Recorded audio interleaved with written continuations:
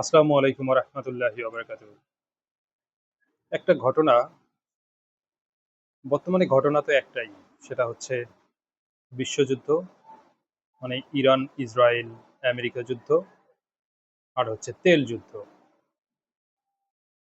Hormuz প্রণালী বন্ধ করে দেয়ায় বর্তমানে বিশ্বে তেল সংকট সব জায়গায় দেখা যাচ্ছে, এবং তেলের এই সংকটকে সমাধানের উদ্দেশ্যে বাংলাদেশ সহ বিশ্বের বিভিন্ন দেশেই তৎপর আছে। তারা বিভিন্নভাবে জনসাধারণকে সহযোগিতা করছে সরকার।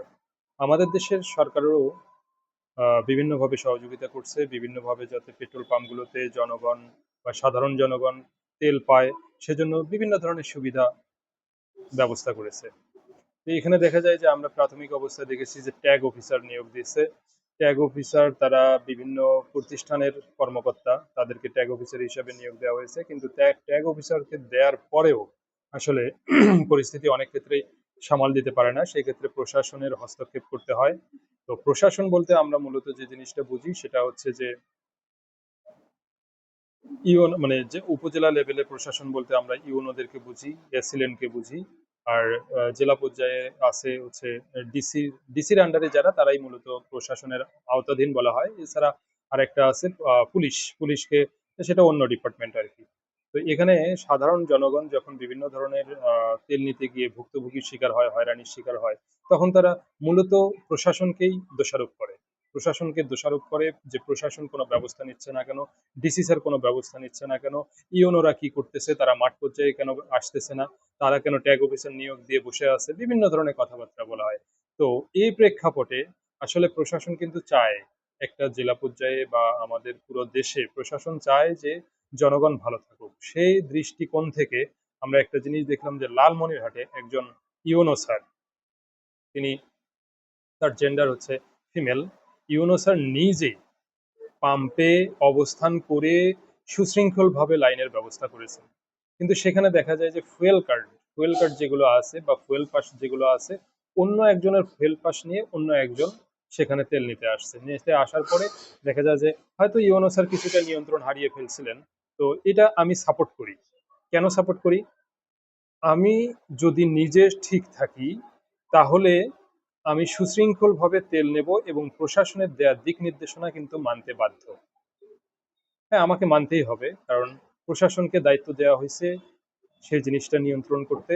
তো অবশ্যই তাদের দেয়া দিক নির্দেশনা আমি মানতে বাধ্য। তো এখানে যে ছেলেটির উপরে ইউনো স্যার একটু চটে গিয়েছিলেন, সেই জিনিসটা আমি সাপোর্ট করি। কেন ওই ছেলেটা অন্যের ফুয়েল পাস নিয়ে আসলো? হ্যাঁ, সে ব্যক্তি যদি অসুস্থ থাকে, তাহলে সে যখন সুস্থ হবে, সুস্থ হওয়ার পরে এসে সে আহ, তেল নেবে।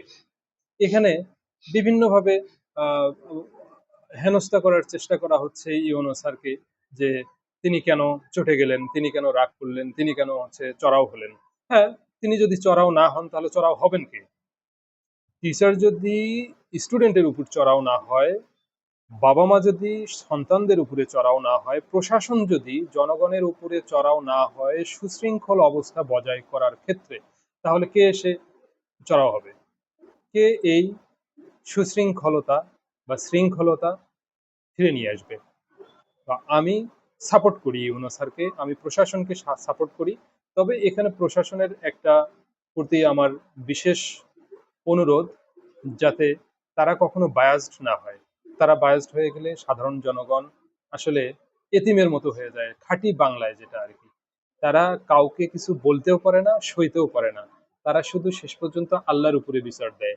আল্লাহর উপরে বিচার দিলে হয়তো ইহকালে কখন এই জিনিসটা ঘটবে, মানে এই বিচারের শাস্তি তারা দেখতে পারবে, আহ, সেটার থেকে হয়তো বা পরকালে বিষয়টা হইতে পারে, শাস্তি সেই সময় পরকালে, পরকালে হয়তো বা কতটা সে যে বিচার দিল আল্লাহর কাছে, সে দেখতে কতটা পারবে না পারবে। তো এখানে প্রশাসনের কাছে একটা জোর দাবি যে আপনারা স্ট্রিক্ট হন, কোনো সমস্যা নাই, কিন্তু কখনো বায়াসড হয়েন না। আমরা সাধারণ জনগণ, আমরা চাই নিয়মতান্ত্রিক ভাবে, সুশৃঙ্খল ভাবে আমরা সাধারণ জীবনযাপন করতে। তো আমি ইউনো স্যারকে সাপোর্ট করি। আমি আশা করব ইউনো স্যারকে বিভিন্নভাবে যারা ভাইরাল করে হেনস্থা বা হয়রানি করার চেষ্টা করতেছে, এটা শুধুই একটা হয়রানিমূলক কাজ, এছাড়া আর অন্য কিছু না। একটা জায়গায় একটা পাম্পে আমরা নিজেরাও তেল নিতে যাই, সেখানে গিয়ে কত ধরনের মানুষ আসে এবং কত ধরনের আহ, বিশৃঙ্খল অবস্থার সৃষ্টি হয় সেক্ষেত্রে। আর এই বাঙালির ক্ষেত্রে, বাঙালি আসলে মার ছাড়া সোজা হয় না। বাঙালি আজকেই দেখা যায় পাম্পগুলোতে যদি হচ্ছে আর্মি দিয়ে দেয়, আর্মি একটা পোশাক পরা আর্মি যদি থেকে থাকে, তাহলে দেখা যাবে বাঙালি বা এই তেল নিতে আসা ব্যক্তিরা সুশৃঙ্খল ভাবে দাঁড়ায় গেছে।